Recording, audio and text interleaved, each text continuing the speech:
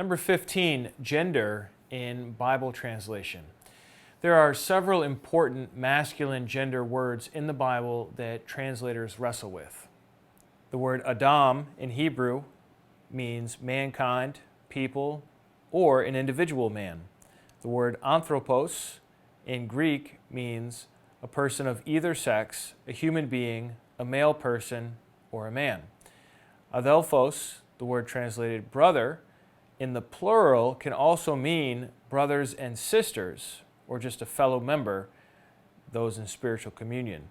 These are all words related to gender, and I'm citing for you the standard lexicon, whether Hebrew or Greek, for the Old Testament or the New Testament. Another one is banim, which is the Hebrew word for sons, also translated children, including daughters. In Hebrew, the plural includes both genders. And then is the Greek word for sons, offspring, or descendants. And then there are many others like it. There's the generic he, there are hypotheticals, and then we have articular participles and so on. I don't want to get into a whole grammar lesson here, but suffice it to say there are many words in our original Bibles, in their original languages, that can come into English either as a masculine or as masculine plus feminine, depending on the context. And the ancient languages didn't really worry about this. But in the late 20th and early 21st century, the whole question of translating gender ended up having a massive impact on our Bible translations. In fact, we probably wouldn't even have several of the most popular Bibles out today if it weren't for controversy related to this very issue at the end of the 20th and beginning of the 21st centuries. In fact, I was completely unaware of the massive role that gender played in Bible translations and the controversy surrounding that until I did the research on it myself. So here's what our plan is for this episode.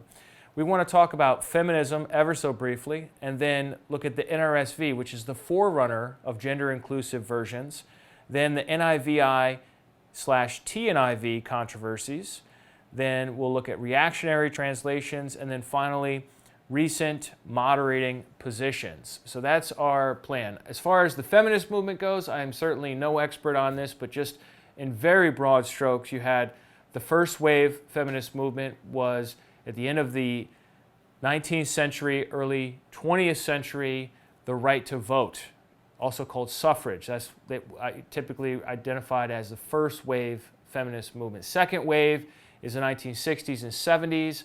I hear my parents and people of their generation often refer to it as the women's lib movement or the women's liberation movement. And that was the time when Roe v. Wade occurred, 1973, which gave access to abortion as well as career opportunities. And so it's a whole mixture of different issues in the second wave. And then the third wave occurred in the 90s and the early 2000s. And this is when a lot of the questions about gender roles came into the subject of Bible translation and why it's so relevant to us.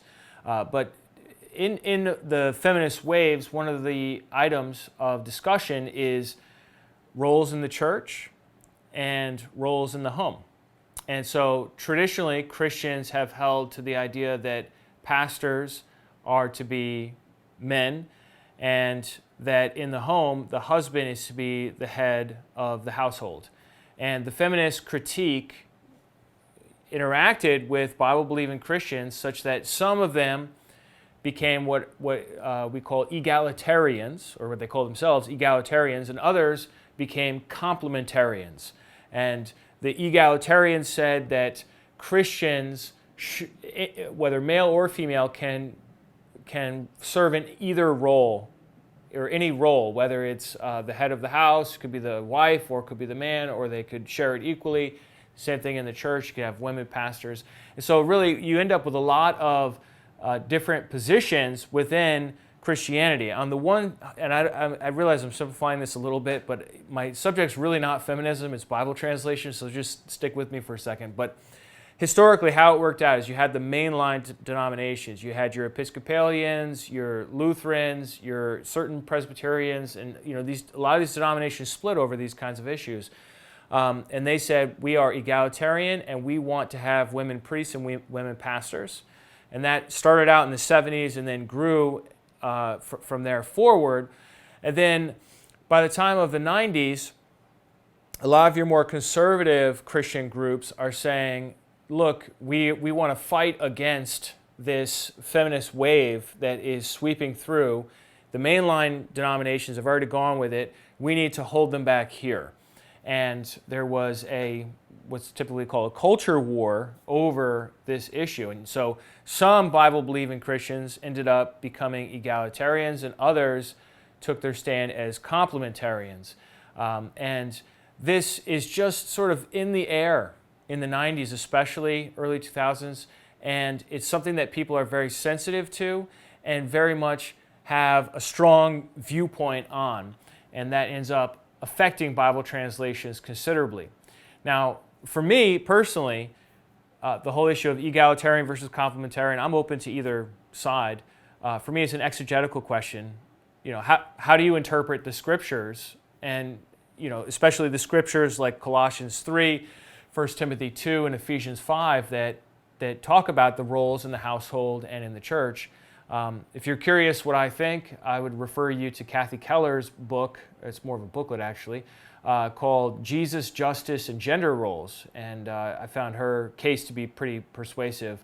But what in the world does third wave feminism have to do with translation? Well, before we get into that, there is one more issue related to Christianity and feminism that we need to discuss, and just ever so briefly again. And this is the whole question of pronouns with reference to God. And this issue was popularized in Elizabeth Johnson's 1992 book called She Who Is. And this is the idea that God is not a male. God is, beyond gender, obviously. And so some people are pushing for referring to God in neutral terms, or just not referring to God in gendered ways at all, or referring to God as a she. So, for example, when I went to seminary, and I went to a mainline Christian seminary, it was considered improper to ever use masculine pronouns for God. And so my teachers would go out of their way, not all of them, but some of them would go out of their way to use the word God over and over again rather than ever using any pronouns, especially not he, him, or his. So for example, the sentence, God sent Moses as God's emissary to bring God's demands to Pharaoh. You notice I use the term God 3 times there. Somebody that doesn't have this sensitivity or requirement in their language would just have said, God sent Moses as his emissary to bring his demands to Pharaoh. People want to pray to God, our mother who is in heaven, instead of our Father who is in heaven. So this is a whole nother issue, and it's really something that I think it doesn't relate so much to Bible translation, to be honest, because even in our more mainline Bible translations like the NRSV, for example, they don't mess with the pronouns related to God. And I can confidently say that in the 21st century, where people are so concerned to respect other people's preferences for pronouns, that we can certainly respect God's own preference for pronouns as he revealed them in the scriptures. And God has revealed himself using masculine pronouns, and I don't see us as having the right to overturn what God preferred in Scripture. So this subject of God's gender doesn't play in so much to Bible translation.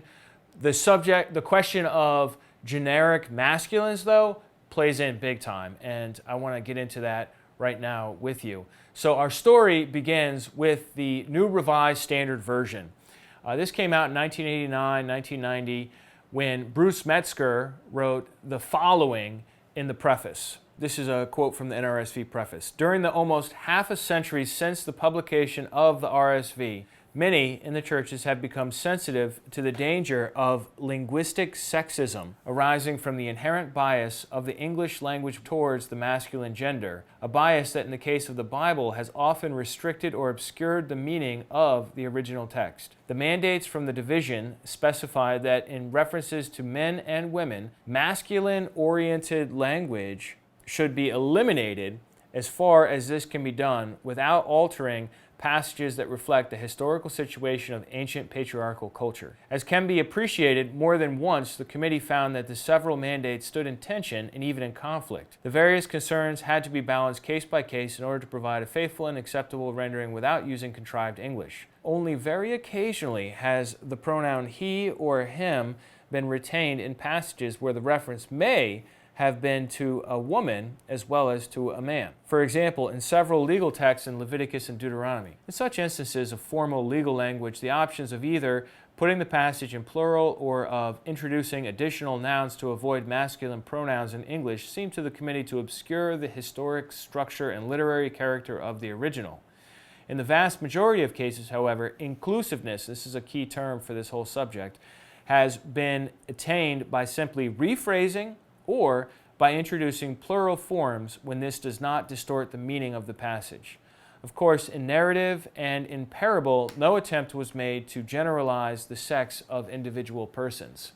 So what this, just in my own words, summarizing this means is that the NRSV went out of its way to do everything they could to present the Bible as relevant for women as it is for men. Anywhere possible. So that's the strategy they used, and yet, even though they were so keen to include women whenever possible, they still included verses like, for example, Colossians 3:18 and 19, which reads, "Wives, be subject to your husbands as is fitting in the Lord. Husbands, love your wives and never treat them harshly." Or 1 Timothy chapter 3, the NRSV reads in verse 2, "Now a bishop must be above reproach, married only once." So this phrase, married only once, is in the Greek, the husband of one wife. So they sort of included female options there. But then down in verse 4, they write, "He must manage his own household well," indicating that it is actually a man in view as the potential hypothetical bishop in reference here. Well, evangelical churches and seminaries basically just rejected the NRSV, while mainline churches and seminaries and probably most, I'm guessing, secular universities wholeheartedly embraced the NRSV, which is why if you go to a non-Christian school and you take a Bible class, they will typically require you to buy the Oxford annotated edition of the New Revised Standard Version. But among evangelicals, they're not going to use the NRSV because they don't agree with the gender inclusiveness, at least not in the 90s for sure. Now, someone even mentioned that Metzger, upon hearing that some preacher, I mean, who knows, some preacher had bought a bunch of NRSVs when it first came out in the year 1990 and had stacked them up in the front yard of the church and burned them as a demonstration. And Metzger allegedly quipped, "Well, at least they're just burning the Bibles now and not the translators." So that's kind of an interesting little window into American Bible translation history. So the NRSV came out and it did certainly do a lot with gender inclusiveness, and it was really very much, as far as Bible translations go, on the cutting edge of that. But it was limited to mainline denominations and secular universities. As far as evangelicals go, the real splash didn't occur until much later when the NIVI came out. And so the NIV, for those of you who are not familiar, is the New International Version. It's a version that started coming out in 1973, but the revised, completed edition of 1984 really held sway for a very long time, such that in the year 1996, for example, 32% of all Bible sales were the NIV, which was strongly in first place, second place being the King James Version at 23.5%. So the NIV really dominated the evangelical market. And so in 1992, the NIV's committee on Bible translation began working on a gender-inclusive edition of the NIV. And this came out in 1996, and it was referred to as the NIVI, but only in England. Did not come out in America. So that's the NIV Inclusive Language Edition. And about that same time, in 1996, Wayne Grudem, who was very involved in this whole battle along the way, wrote a little essay called "What's Wrong with Gender-Neutral Bible Translations?"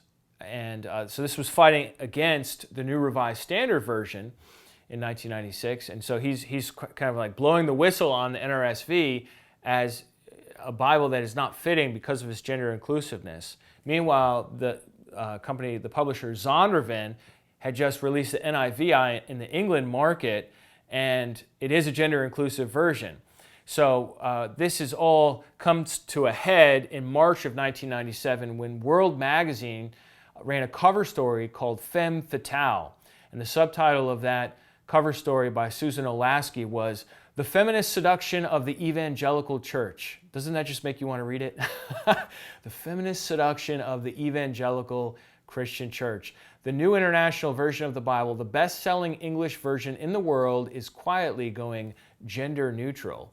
So this article was a bombshell. It was picked up all over the place, and it became very popular. It made a big imprint in America.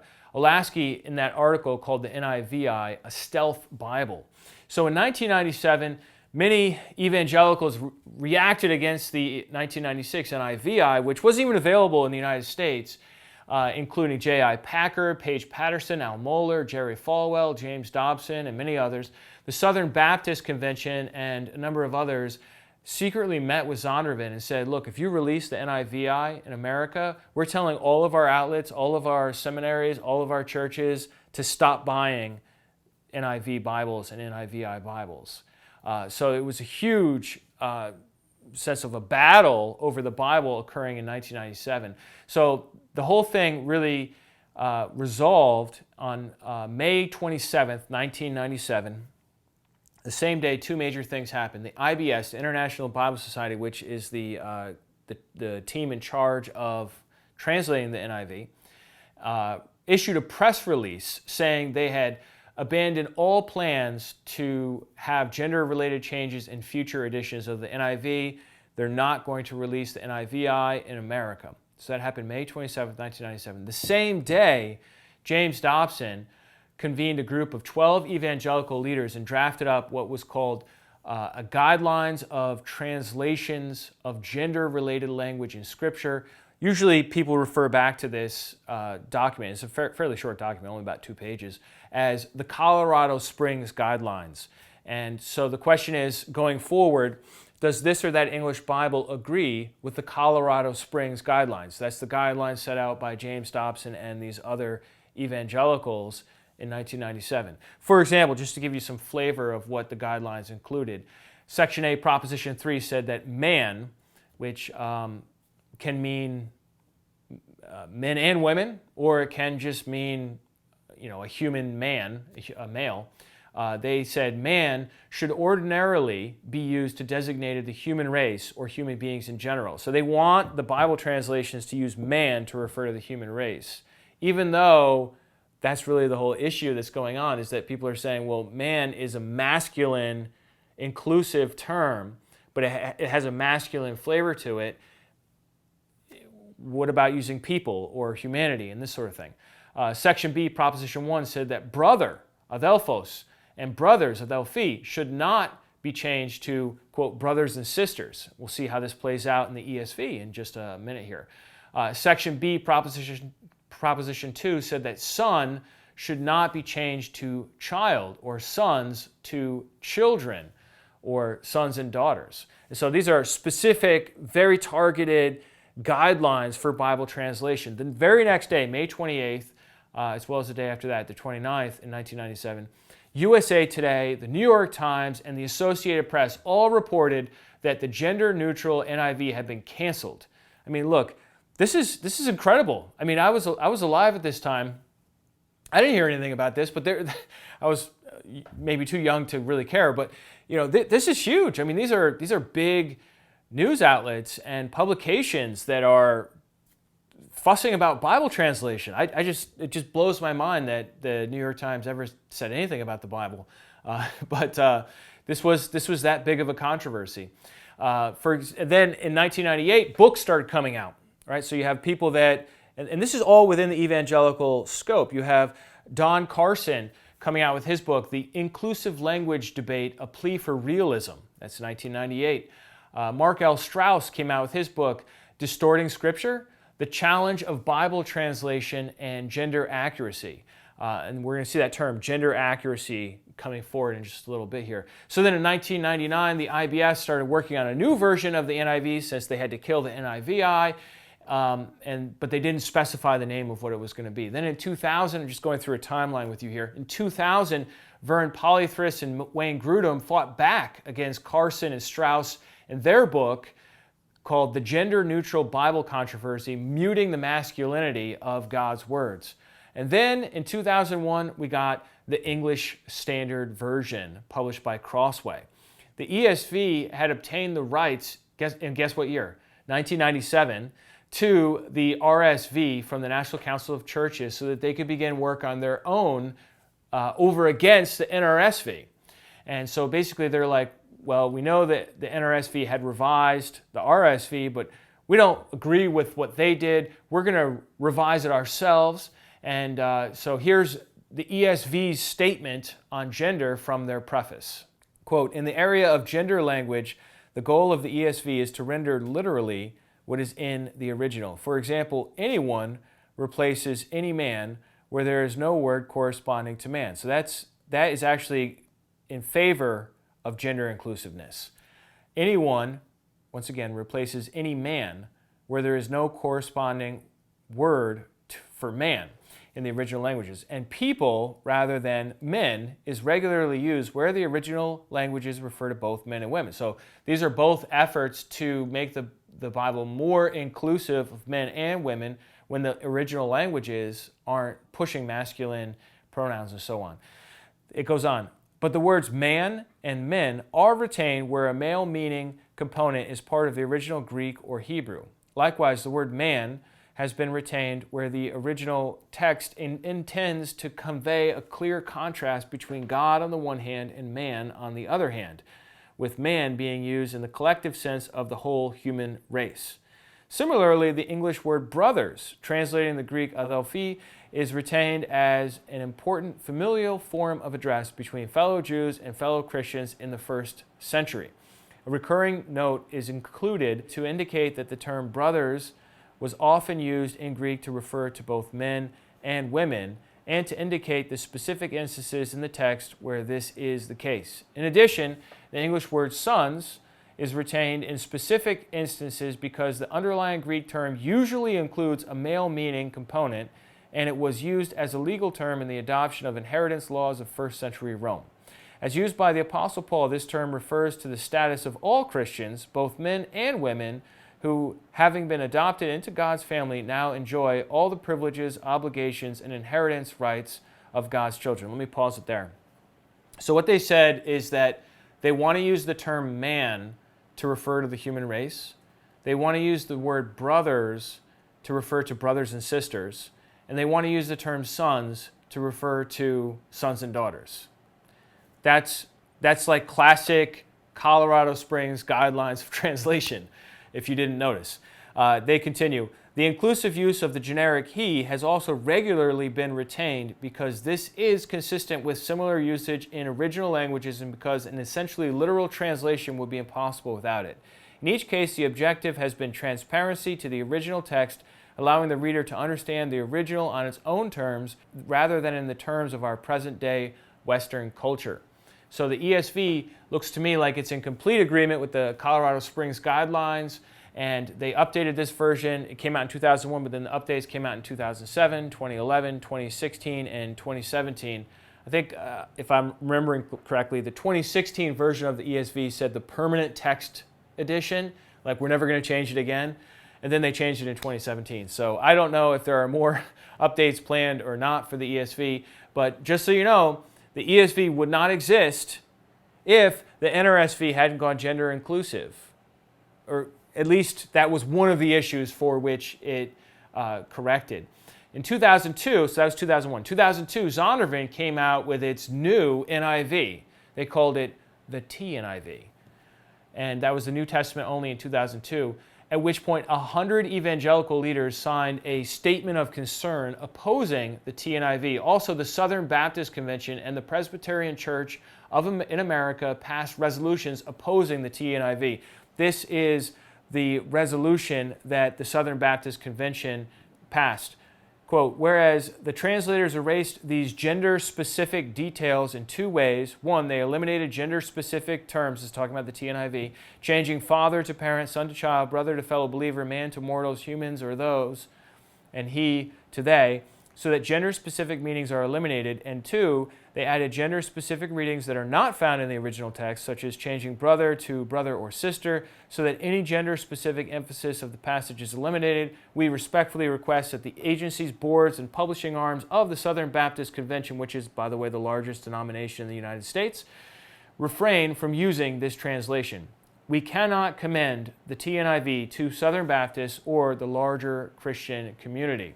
So that was what happened with the TNIV, strong response among evangelicals, just like the NIVI of, 96? So it was with the TNIV of 2002. Then the Southern Baptist Convention decided, you know what, why are we dealing with Zondervan? Why are we dealing with this NIV? We have seminaries, we have scholars, let's just make our own Bible. And that was the Holman Christian Standard Bible. It was published by Lifeway, which is the publishing arm of the Southern Baptist Convention, in the year 2004, specifically because of their disappointments with the NIVI and the TNIV and whatever else was coming down the pipeline in future years. And so the introduction to the Holman Christian Standard Bible, we read the following. Some people today ignore the Bible's teachings on distinctive roles of men and women in family and church and have an agenda to eliminate those distinctions in every arena of life. Boy, I wonder what they think. Anytime you start a sentence with some people, you know, there's a heated controversy behind it, right? So some people don't think this is important, but we do, and so you should really, get our Bible because we take gender seriously. They continue, these people have begun a program to engineer the removal of a perceived male bias in the English language. They won't even admit there is a male bias. It's perceived male bias. The targets of this program have been such traditional linguistic practices as the generic use of man or men, as well as he, him, and his. A group of Bible scholars, translators, and other evangelical leaders met in 1997 to respond to this issue as it affects Bible translation. This group produced the Guidelines for Translation of Gender-Related Language in Scripture. That's the Colorado Springs Guidelines. Adopted May 27, 1997, revised September 9th. The HCSB was produced in accordance with these guidelines. The goal of the translators has not been to promote a cultural ideology, but to faithfully translate the Bible.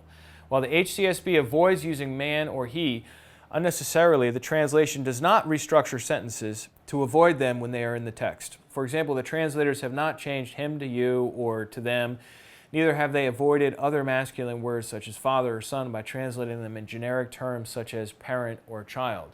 So this controversy over gender is partly what was behind the NRSV, partly what was, majorly what was behind the NIVI, which died, and then the TNIV, which we'll see in a minute, died as well. You can't even get these two versions anymore. As well as the ESV and the HCSB. I mean, this is huge. This is like generating Bible translations everywhere. In 2005, they finally completed the TNIV and published it, and it had mixed reception among evangelicals. Some evangelicals, like Craig Blomberg, Darrell Bach, Don Carson, Lee Strobel, these are not small names in evangelicalism, they all embraced the TNIV and thought it was a great translation.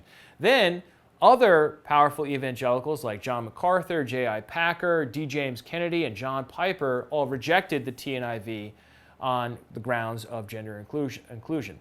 So in 2011, jumping ahead a little bit, the NIV decided, all right, we failed the NIVI. People aren't accepting and purchasing the TNIV because ultimately if you publish a Bible, you want people to purchase it, right? And for Zondervan, which had done so well with the NIV for so long. I mean, seriously, dominating the market for decades. They really wanted to get this whole issue squared away. So in 2011, they decided to release a new NIV, except they called it the NIV. So it's the so you have the 1984 NIV and then you have the 2011 NIV. I guess when your Bible translation is called the New International Version, it's hard to come out with a new version because it would be the new International Version, the NIV. I don't know. But they called it just the same as the regular NIV, and they rolled back 25% of the TNIV's gender inclusiveness, about 933 changes, but they kept most of it. So you have the NIVI, which was pretty radical on gender inclusiveness, and then they kind of toned that down to the TNIV, and then they toned that down again to the NIV 2011, just a little bit. And with each successive edition, they in each case got closer to what the original languages said and sort of like ditched some of their more creative ideas. And each one got accepted more and more by evangelicals, such that the 2011 NIV has been accepted by many. However, in the midst of all of this controversy, there was an organization born called the Council of Biblical Manhood and Womanhood, and this council has pointed out a lot of the flaws with the language in the 2011 NIV. However, others, such as Dane Wallace, a very influential textual scholar, he praised the NIV 2011. However, the Southern Baptist Convention and the Lutheran Church Missouri Synod condemned the 2011 NIV.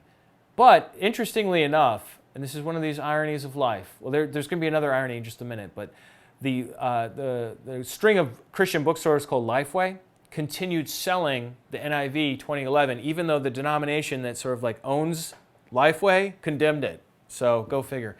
But that's not the end of our story. Zondervan moved, after the 2011 edition came out, to suppress the previous attempts or previous versions.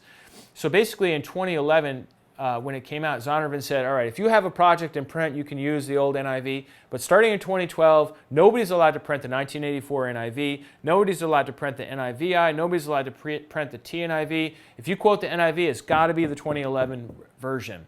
And so that is when, subsequent years, you refer to the NIV, that's what you're referring to, is the 2011 version of the NIV. So then later on, this is the other irony I mentioned, in the year 2016, the HCSB, which we read the intro to, it was very, very combative, very much like we're going to be as masculine as possible, right? So that was the 2004 edition. In 2016, they came out with a new version. They dropped the H. Instead of the Holman Christian Standard Bible, now it's just called the CSB, or the Christian Standard Bible.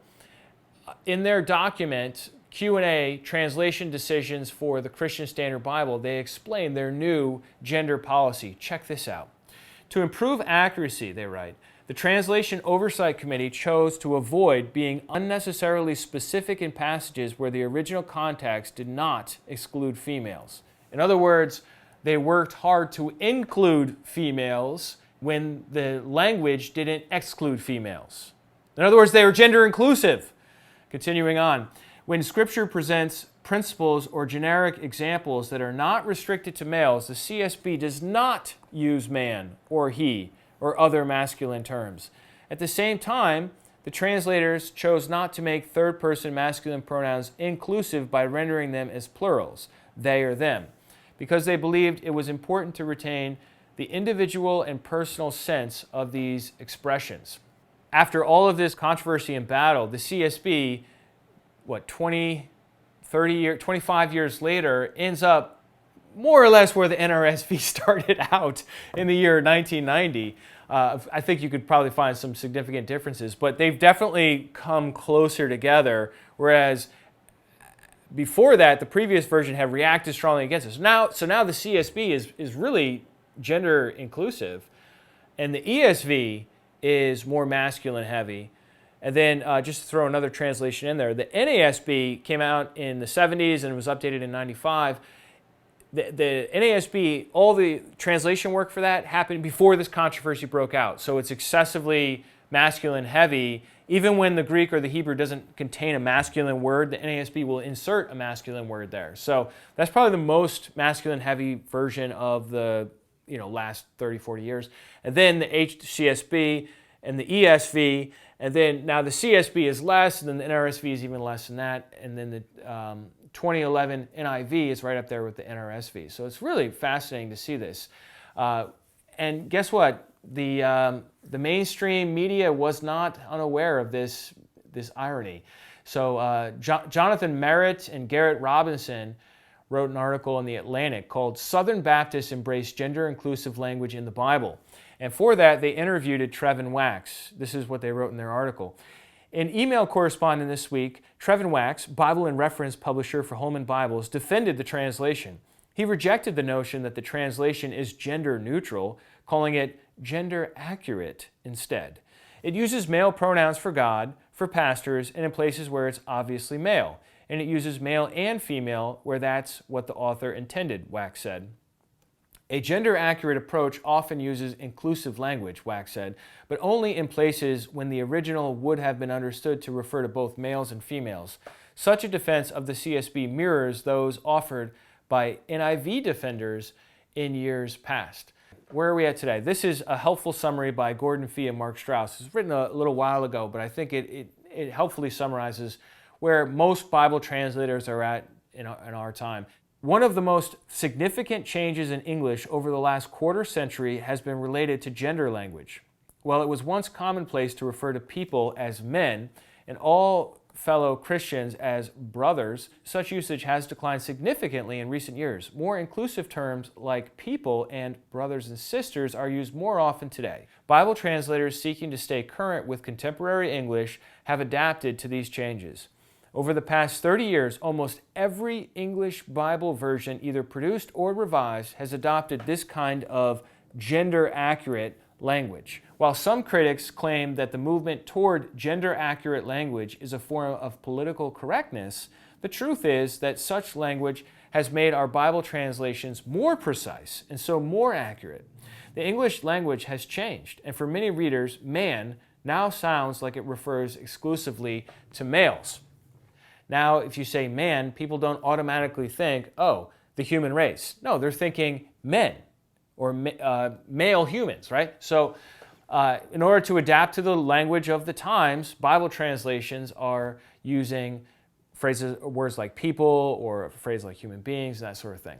So hopefully this overview was helpful for you to understand how this has been such a major issue in Bible translation over the last 25 years. Gender directly or indirectly spawned the NIVI, the TNIV, the NIV 2011, the ESV, the HCSB, the CSB, and I don't know if there's any translation coming out in the next few years that's not going to take this whole issue very seriously and make a decision based on what they think is right. So it is a really important subject. Now it's time for us to evaluate a couple of influential translations, including the King James Version and the Message. And we'll begin doing that next time in our continuing quest to understand how we got the Bible.